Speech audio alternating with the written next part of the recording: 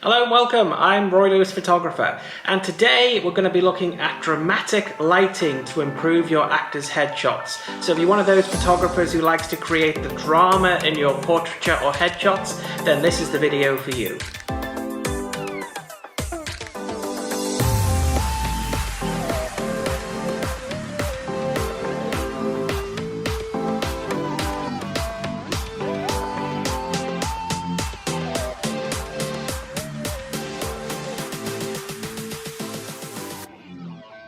And this is just a quick reminder that if you enjoyed today's video, then please hit that like button. And if you really enjoyed today's video, then leave a comment, and you can also buy me a coffee if you wish to help support the channel. You can see the link below. Today's video is going to feature behind the scenes footage with actor James Purefoy, who has sat for me on 3 occasions, and we're going to be looking at the style of lighting that I used on 2 of the portraits captured. Actor James Purefoy is a remarkable stage and screen presence, from jousting Heath Ledger in 2001's A Knight's Tale to manipulating a cult of serial killers in Fox's The Following. James has appeared in a wider range of film, television and theatre productions, more than the lion's share of his contemporaries. I'm absolutely thrilled that James is in love with my photography, and as mentioned, he sat for me on 3 occasions, and each occasion I've managed to create a special portrait, and I'm going to talk, as I mentioned, about 2 of those portraits in today's video. Dramatic lighting may seem a very difficult concept. However, with just a few tools you can make the magic happen. Preferring this style of lighting for my actors' headshots, dramatic lighting can make your photography jump off the page. So now let's look at the first setup. And this setup was truly a portrait inspired by fine art, and indeed featured a sword, as you can see here, a Roman gladius that is in my hands. Now this sword is very, very special, and why I'm going to explain in a few moments. When I have a sitting with a famous actor, I always binge watch their movies and TV series, and also do a little bit of research into their background and their character.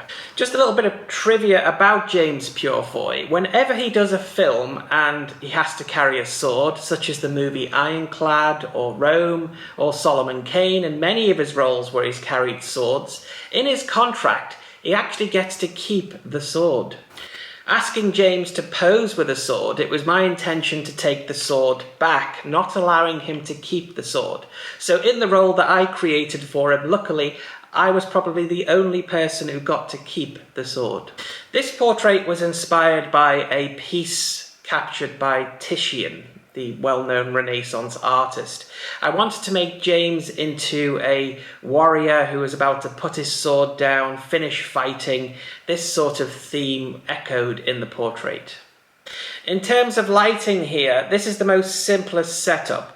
I just used here a simple softbox, just positioned at a 60-degree angle from James, and alongside him a white reflector, just to soften those shadows, as a black reflector I find is too much.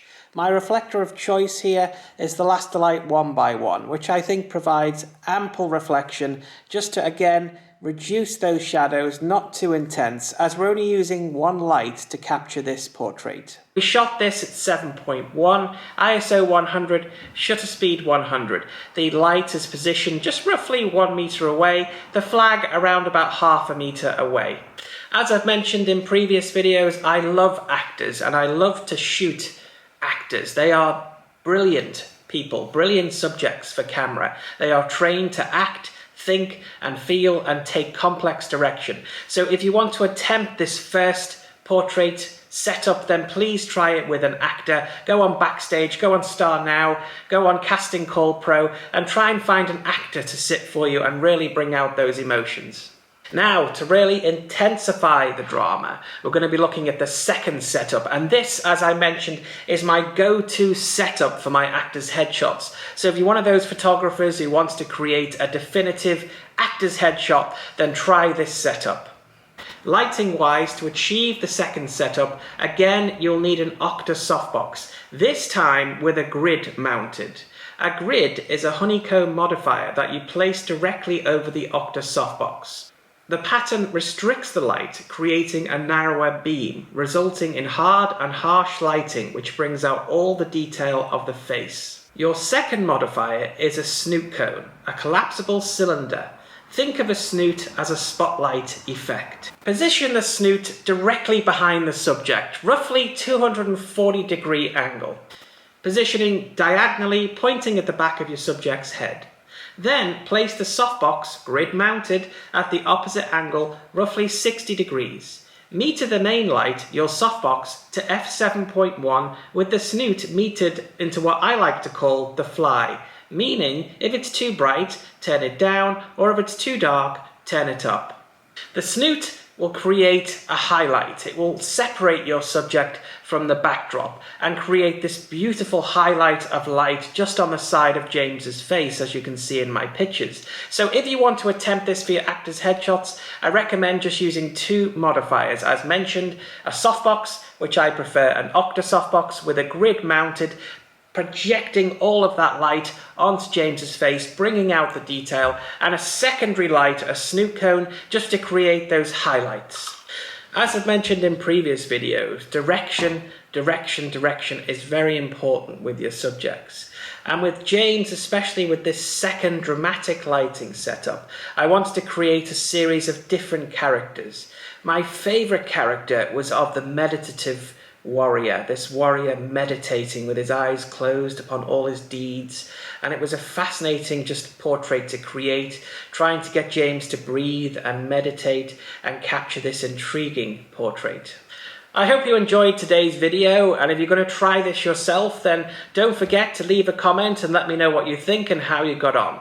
And again, please don't forget, if you wish to support the channel, leave a comment, click that like button, and you can also buy me a coffee, so the link is below. So thanks for watching.